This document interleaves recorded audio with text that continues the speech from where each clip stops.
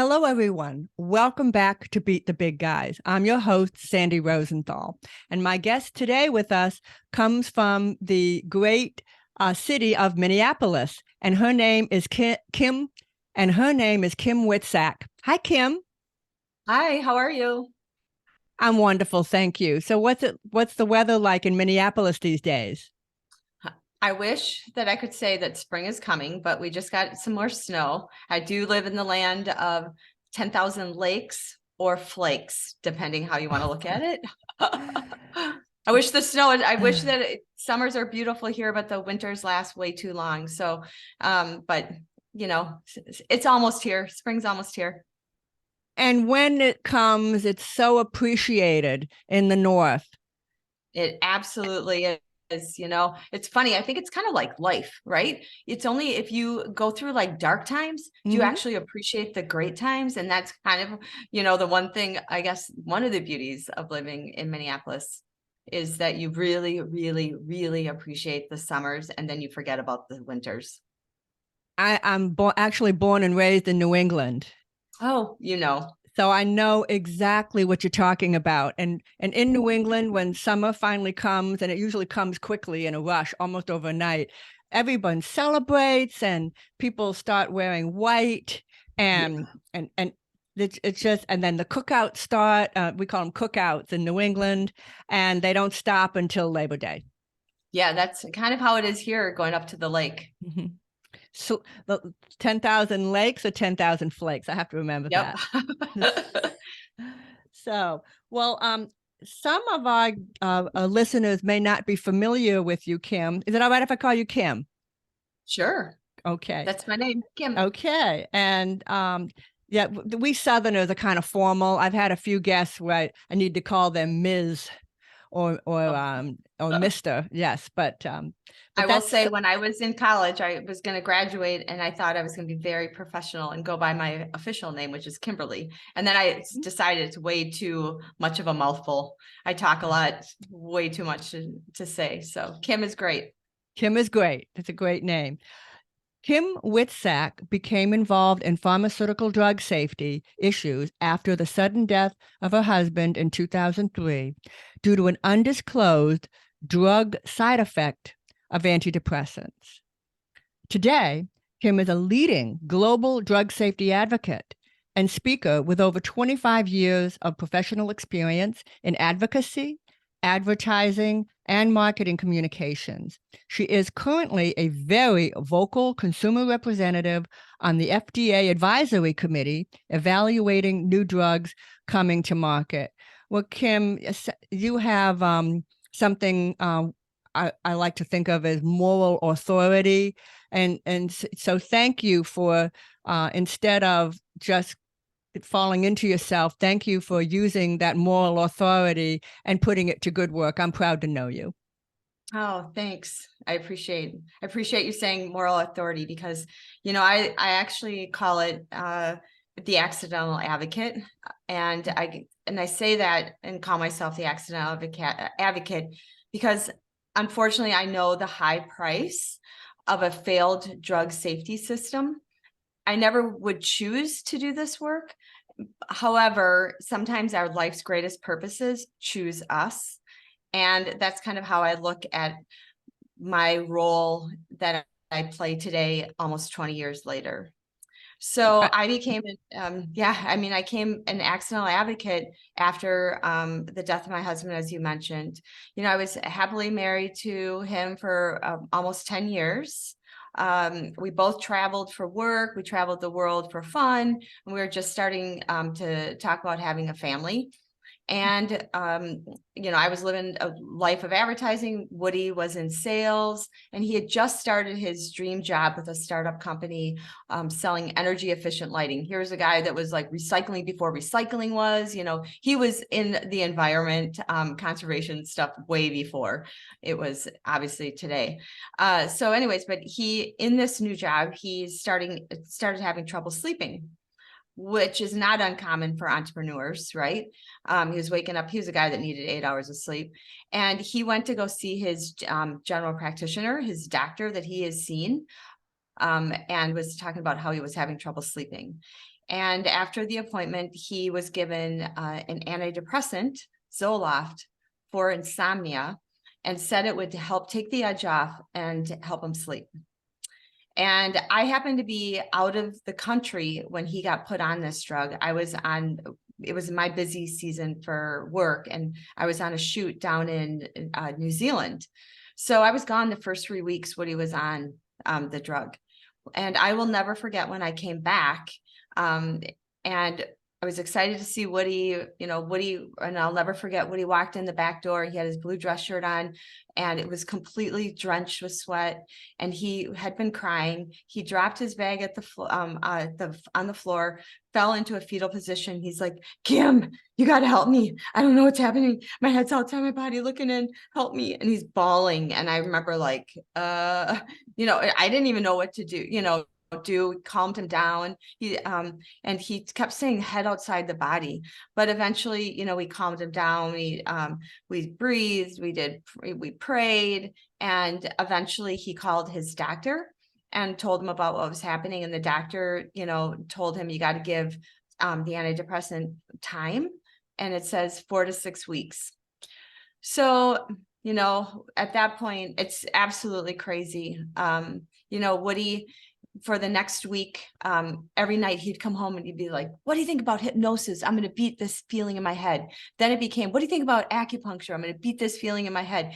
Everything was beat this feeling in my head, which is, again, looking back, I know a lot now, but at that time, and so anyways, I was getting ready to go out of town again for another shoot in Detroit this time. And it was August 6th, when I left, I didn't think anything was out of the norm, right? We just got booked our 10-year anniversary trip to Thailand. We couldn't have kids without doing in vitro. And so we had just scheduled like the in vitro.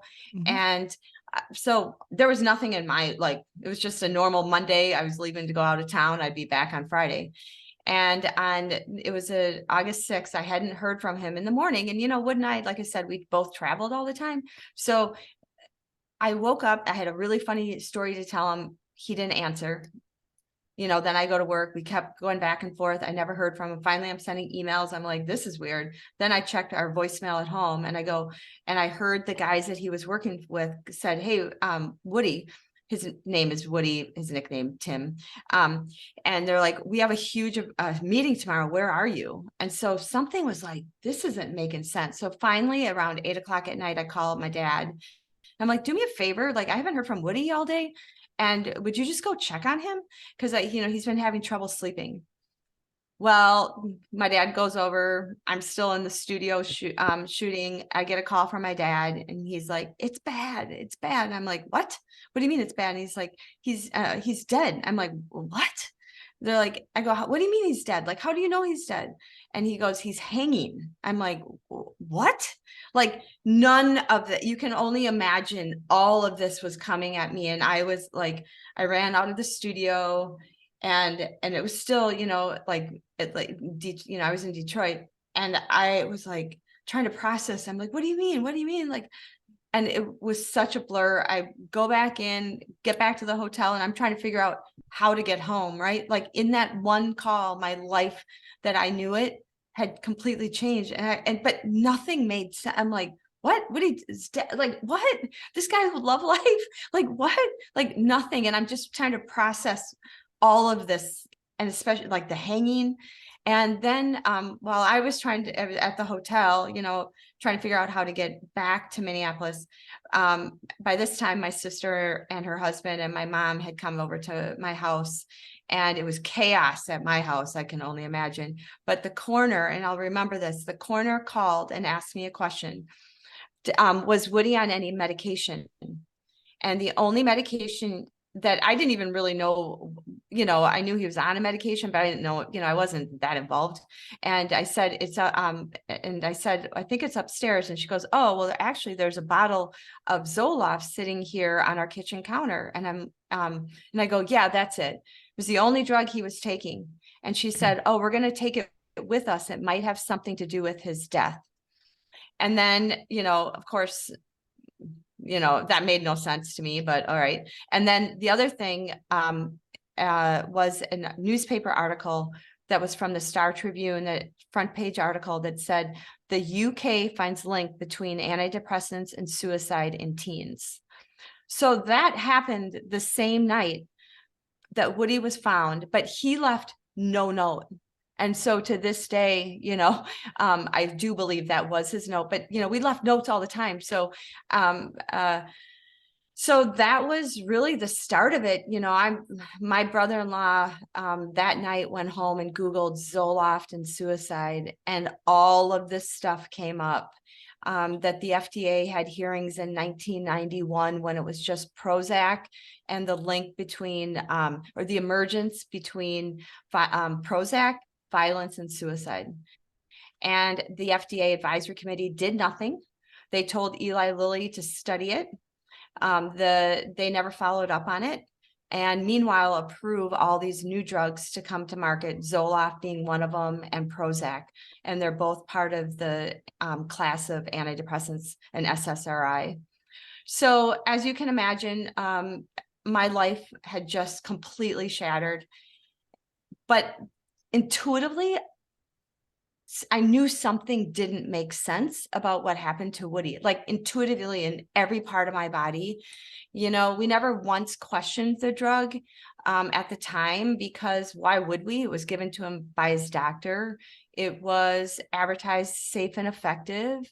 And it was approved by the FDA. And so why would we, at that point? And how many of us take pills and never even think about the other side of it, because you assume that the drug you're getting is going to help you, not harm you. So that really started, Woody went from not being able to sleep to head outside the body, and almost immediately it became our mission. And I say my brother-in-law, my sister's husband, and I, to go and get warnings put on these drugs. And especially when there was that article that said the UK finds link. And so where are we, US? Like, if they're finding it, we've got it, so we started doing research, and right after the funeral, I had binders worth of our own research of just finding, articles that were happening, and putting that all together, but also then trying to figure out how do I manage and navigate in this new space of my husband's dead. And I will never forget, there was a night when I was after Woody's, his funeral, and I had all the big posters in our basement. And I remember crying, going, this is God, take my pain. And I was like literally trying to scratch my heart out of me. And I kept praying over and over and over, take my pain and use it. It does me no good. And so I just wanted this pain to get out of my chest, because heartache and grief is real. And so that became our mission, going out to DC, and we brought binders in the beginning. And I called it the Battle for Woody. And the Battle for Woody included, meeting with our member of Congress, but then finding out who, and putting pressure on other members of Congress and figuring out how that system works. And then helping the Energy Commerce Committee, the House Energy and Commerce Committee, and helping them to, providing information so that when they could eventually call congressional investigations with the FDA, which they did have, we went to the FDA and met with the FDA person responsible for the antidepressants, and met other families out there. And eventually they had hearings, so we were able to go and present our stories. I also had a big lawsuit against Pfizer, a wrongful death failure to warn lawsuit that I believe was really instrumental in helping to push for these warnings, because my lawyers were amazing and got out documents from under seal that were from other previous lawsuits that they had done, but Pfizer had successfully been able to argue that they were trade secrets. And the judge in my case said, these aren't trade secrets, so he released them. And basically the only secret was that they were keeping this side effect from the public and our doctors. And so, when you talked a little bit about, moral obligation or moral courage, authority, moral courage, when you see those documents with your eyes, and you have had the experience of what happened to Woody, and you're like, you knew what, when, and you did nothing. Like I had to do something, because it would never bring Woody back. But if we could make a change that some other family doesn't have to learn the way we did, then, Woody's life made a difference. And, that was, eventually we did get FDA black box suicide warnings put on the drugs in 2004 for kids. And then it only went up to 18. And we kept pushing, and that was 13 years. I keep going, I have to remind people, that was 13 years after the FDA knew about this potential harm and did nothing. But the reality is, some of the documents that we got from the lawsuit actually showed that it's all ages. So we were like, Woody was 37. So we were going to push and keep pushing to get the warnings extended to all ages. But eventually the FDA only stopped at 24 and at some arbitrary date of age 24. So in 2006, they extended it to 24. But, like with all of this, all of my work started with this curiosity if something doesn't make sense, right? And so even that 24 doesn't make sense to me. It's like, and the fact that antidepressants get handed out for everything. So I'm like, wait, it's only really approved. Like, Woody got this drug off label for insomnia, meaning it was never approved for that, right? So like, how does your body know that you're getting it for off label for insomnia? Somebody else is getting it for depression. Somebody else is getting it for social anxiety disorder. Somebody else is getting it for PMS disorder. But you're 24 today, but you're 25 tomorrow. So I guess you're no longer at risk. It was just like so confusing. And, but that it's kind of the story about the antidepressants. We were able to, I could go into a lot with the legal fighting, because Pfizer tried like hell to get that lawsuit, thrown out. But there were a lot of other family, individuals that had lawsuits, but Woody was the poster child for adults because he didn't have a history. He had no history of mental health. He had no depression. He had no history, where all the others that, they could blame the disease. And even if you go back and look at the history of even how Pfizer responded to any of the, FDA or the drug companies, they would always respond as suicide is inherent in the disease of depression. Well, I'm like, well, that's great, but Woody didn't have depression. So now what are you going to say? But, so this all happened. And eventually the lawsuit was resolved. But it took a lot. Pfizer played really dirty. But when you have truth on your side, I remember when people were like, you can't really take on the drug company. Everybody was super yeah, I know are well aware of this. But I remember so many people, including like my, close friends and even some family, like, you can't take on the FDA and Pfizer. Like, they're too big. And I remember thinking, what? Like, what do you mean I can't take it on? Like, who's going to take it on? And then but I will say this, there was something, I almost feel like when Woody left the world, he gave me his spirit, because Woody at this time, at the time of his death, he was fighting two cell phone companies that were trying to put two big cell phone towers in our neighborhood on the same corner. And he tried to get me to go get our neighbors to sign and to petitions and then go down to city council and, all of this. And I remember like, look at Woody and I go, Woody, you'll never, why are you even, he wanted to know if I wanted to go with him. And I'm like, no, thanks, Wood. And he said, I remember what he said. I go, you'll never win. You're fighting city council and, phone companies. And he said, I'd rather try like hell and lose than do nothing at all. And so I think, Good man. yeah, so I think that was his spirit that he gave me because, I'm like, wait, you left me with the FDA, Pfizer, one of the biggest drug companies in the world. But I realized that I had to do something because if not me, who? If not me, who? Woody was gone. Like it would never bring him back. But I also feel like there is a little bit of this work and my advocacy that was part of my grieving process too. So, it helped me to make sense and of everything. But if not me, who?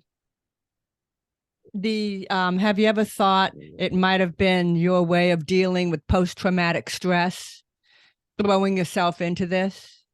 Absolutely, because literally it made no sense. I needed something to feel like in control, like because everything had just become out of my control, where this was something I could like stay up every single night. I mean, I didn't go to sleep. I mean, I was up still trying to work, but I'd be up to like 3 a.m. I'd be researching. And then my brother-in-law and I would get together, we'd get on a plane, like spend all my own money. But this was part of my dealing with my post-traumatic stress, which now I've come to say post-traumatic growth. And I like that, post-traumatic growth. And I also, and this is really key, and I hope every listener heard what Kim just said. It didn't make sense to her. None of the things she was hearing or seeing made sense. And Kim, I mean, I'm sure you're not the smartest person in the world. I'm sure you're not an Einstein. Okay, neither am I. No, for sure. But you don't have to be. You don't have to be the smartest person in the world to recognize that things don't make sense. What you're seeing and hearing doesn't make sense. You know it, and that's Yep. how the big guys get taken down. When folks like Kim and folks like me have been in a position because of where we stood, because of our placement in the world, we were able to see and make a decision for ourselves, and we didn't give up, right? Absolutely. It's that idea of intuitively listening, like literally something didn't make sense.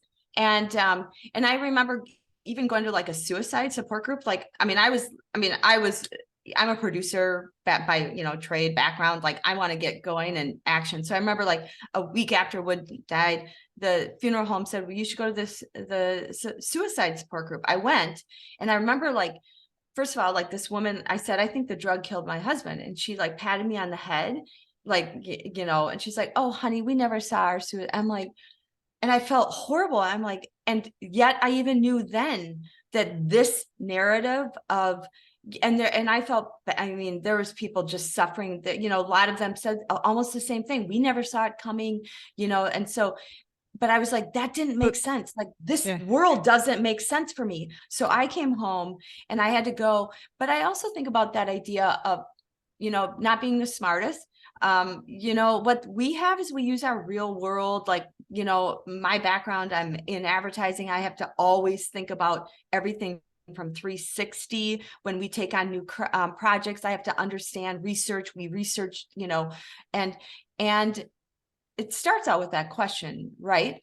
But I remember how many times I would be or even I'll go back to saying, my dad taught us common sense. He would always preach common sense. I put my pants on the same way that the CEO or the president of the United States puts their pants on. Do not believe that somebody who's got power or in leadership is any better than you. Just use common sense. And so I think, that was like drilled into me my whole life. And so, I think all of that kind of comes full circle. And then I remember going to a lot of these meetings and I attend a lot because this is now what I do, right? So I'd go to a lot of conferences all over the world, and I would have my name, Kim Witczak. I would say Woody Matters, Minneapolis. And then I could clearly see when people would be walking by me, they would have like, their name, PhD, JD, MD, MPH, like all the letters behind it. And I had nothing. And you could see people clearly walking by and checking my name tag out because, that places me in their mind, like, oh, I'll pay attention to her, or she has, I don't know what Woody Matters. I'm not curious. So no curiosity to see what somebody else might have to say, right? And they walked right by me. And that was another insight from what I said. I'm like, wait, they don't even think I have anything to offer into this because they're so blinded by what letters and the system and how it fits that they didn't want to know, like, what is Woody Matters? Tell me about it. Why are you here? So you raise a very good point, especially in the early weeks and months that you're trying to get your message out there. And the suggestion that I have in this case is to align yourself with people that do have alphabet soup behind their names. Just ally yourself with them. And I'm not saying let them do the talking for you, but ally yourself with them. Find someone who will agree to co-author a paper for you, or co-author even just something as simple as a letter to the editor in your hometown newspaper. But develop allies, and from these allies, they will, give you the air beneath your wings so that you can rise up. You can lead a movement without letting other people do the talking for you. Absolutely. That's a really good point. When I said that about alphabet letters and all that, that's kind of also my insecurity too, when as an advocate, but meaning that, like when you'd start going, I don't know, but the reality is I did know. But the developing allies was key. It was key from even like how we worked with the lawyers. My lawyers, I'm still, all these years later, I'm really close to them. Good. And I work with them to this day on other drug safety issues. And it's all because I had an ally. I knew how to work. I'm still like doing because it's my story, right? Trying to connect all the dots, but they actually help me too, because they present some of the validity, or when you're trying to get the politicians. Yeah, and credibility, and which is something that is extremely valuable, and that you always need to be thinking about your credibility. I'm glad you brought up the attorneys that you worked with. A very, very good piece of advice that I'd like to share with your listeners is, if you can get an attorney to do some pro bono work for you and offer to there's several things he can do. If you like, let's say if you want to do a request under the Freedom of Information Act, if you send it off to let's say, just for fun, the FDA. So we're talking about the FDA today. If you send off a request, it'll get a lot more attention if it's sent with your attorney's cover letter. 100%. Now it shouldn't be, but in America, I'm just being honest, that they can't ignore it, because what happens is if your request for information has a cover letter from an attorney, it goes straight to their attorney, and it will be absolutely be observed. I mean, it'll be noted, it'll be acknowledged, and it'll be answered. And then if they don't answer it within the required time, which is 3 weeks, just have your attorney threaten lawsuit. Now, yeah, I was just going to say that is a great piece of advice. I'm not litigious. I'm not saying let's go sue everybody, but in the case of getting information that you are entitled to as a citizen of this great country, if the organization tries to tell you, oh, we're backlogged, you just very sweetly say, I'm sorry to hear you're having management problems in your office. And I'll tell you what, we'll give you 1 extra week. But we want a response to our FOIA, and you give them a date, and just smile about it. And and again, if you can get an attorney, now not all of you, not every listener on this podcast, has an attorney at their beck and call. But most of us at least have a friend who's an attorney. Okay. Right. Yeah. Use them and they'll be happy to do it for you. I thought it was, I didn't want to interrupt you when you were talking about your family and friends said, what, you're taking on the FDA? Who do you think you are? Well, I've had that happen to me too. And I know how it feels. And the best response I have is the bigger they are, the harder they fall, because the big guys are going to make big mistakes. Absolutely. Well, and you've seen they do it because they're so arrogant. Yes, I was going to say that. I was always like, that was the thing that I noticed in this fight. If you go back, I mean, I'm talking now 20 years, even I do, what I thought was only an issue with antidepressants. It's really not. It's just how our whole drug safety system works, right? But if you go back and look at anything I've done, my story literally has never changed, because when you're telling the truth and speaking from the truth and speaking from speaking truth to power, I don't have to worry about, did I cross my T's, dot my I's, but they do. And it's funny how those simple things that you learned or at least I did in kindergarten, your mom told you, you lied, the lie lives in the future. The truth lives in the past, right? Because it doesn't change. The ones, and they have to keep watching what they're saying. And it's amazing to me. I'm like, who's watching? Do they know? Has anybody connected all the different, pieces and who said what, where? Because it's all different. And so the bigger they are, the harder they fall. And we all know, and I keep this vision in my head when people are like, you're going to take them on? Well, didn't David beat Goliath? Yeah. And something else, that when they act confident and they swagger and they say, you can't take us on, we're so big, that in my mind, I see they're scared. It's that swagger and that overconfidence is they're scared. They do know that the power of someone like Kim, the power of someone like little Sandy, 17 years ago, when I said it doesn't make sense, this flooding of New Orleans can't possibly be our fault, the victim's fault. This is the federal government. That swagger, that who do you think you are? You're not even an engineer. They were petrified, and because they know full well of the power of citizens who rise up, because citizens aren't they're not getting paid to do this, and they don't, it's not a paycheck where you do your time clock and you go home and your nights and your weekends are your own. We're living this, and it never goes away for us. And so the power is infinite of citizens to go after the big guys. And when they make their mistake, you just scream it from the rooftops when you've caught them at their error. Because what happens is, even though what they did might not have been illegal, the damage done to their goodwill and their public relations is staggering. And they'll in some cases they never recover. So I'm actually really impressed that you managed to get the label to get changed within a year. No, it was a year and a half in 2000. Yeah, that's amazing. That's remarkable. That's actually remarkable. And I know it wasn't to your satisfaction. Yep. But it was a start.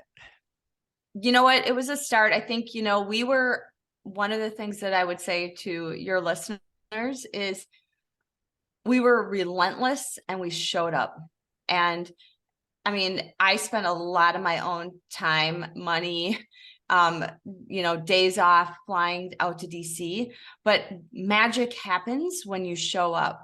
And that's what I always say, magic happens. And so we were nonstop. And then I'd be like, oh, wait, okay, Representative, I know that this isn't your committee, but do you have anybody that can get me on to, introduce me to this committee?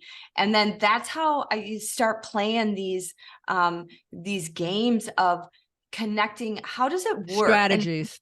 Strategies, and not And don't take no for an answer, because, I also use a lot of that as using a lot of the tools that I do for my professional job, which is, I get a concept that becomes, and that we have to deliver to the client.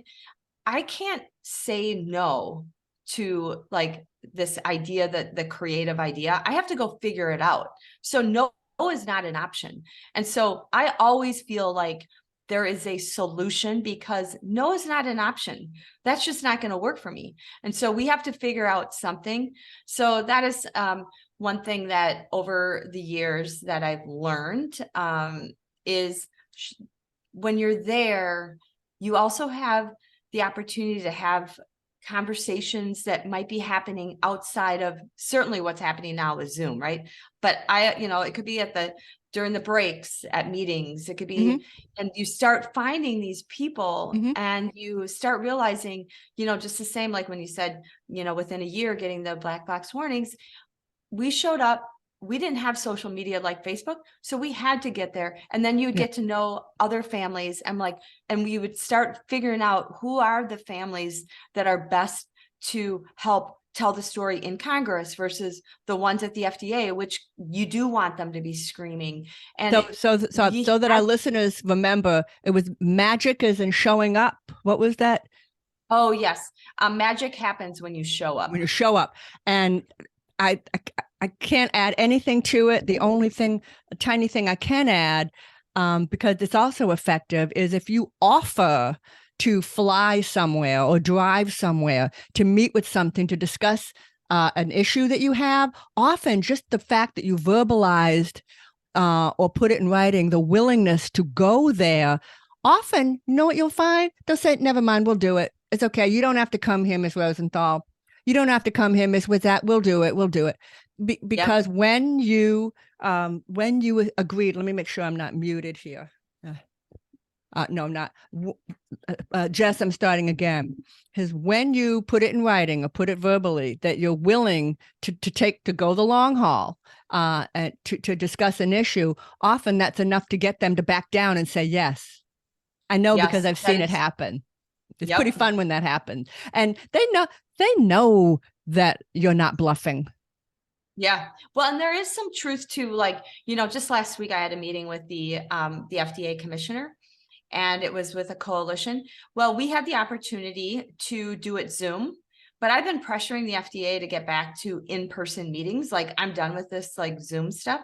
So I'm like, well, I need to show up, because I'm the one that, it's always been my mantra, show up. And so but I pay for all that myself, and it means that much to me.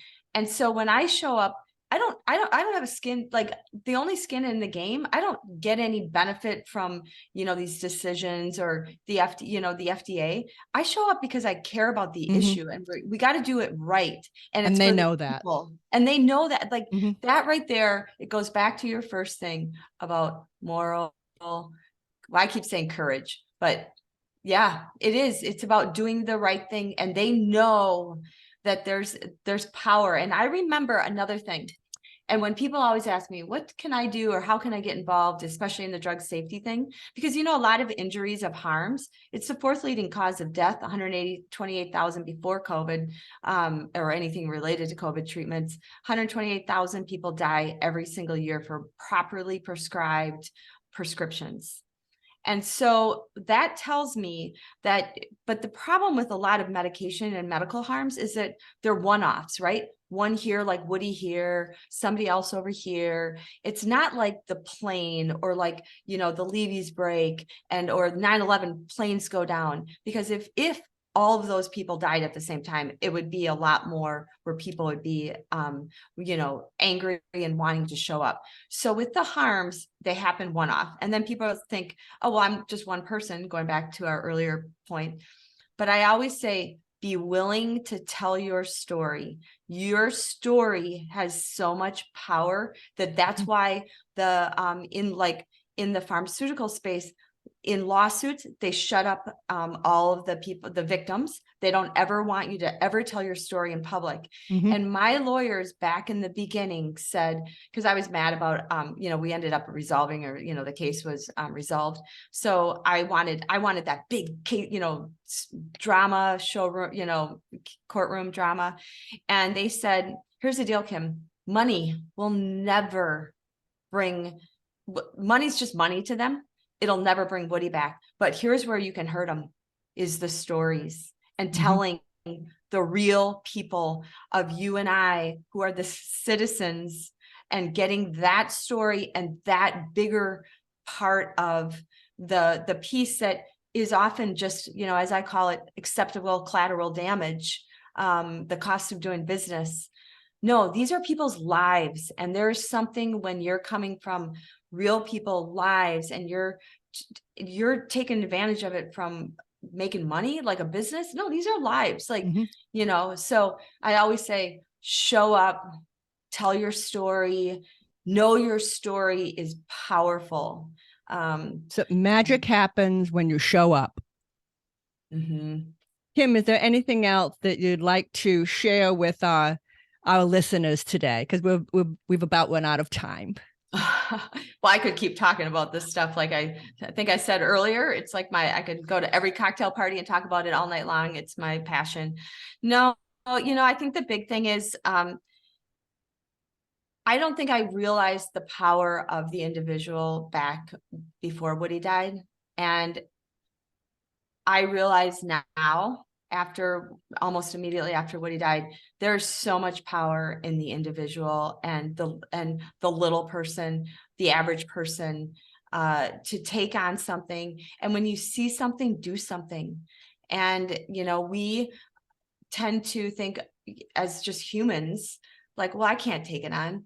But if the reality is we can, and also if you look at, when you look at a lot of the movements or big changes that have happened, they have always started by the individual or a group of individuals, the little guys that actually pushed for change. I look at, Mothers Against Drunk Driving. You look at, I think about the Patty Wetterling Foundation here in Minnesota. It was her son that got kidnapped and started this whole missing person, right?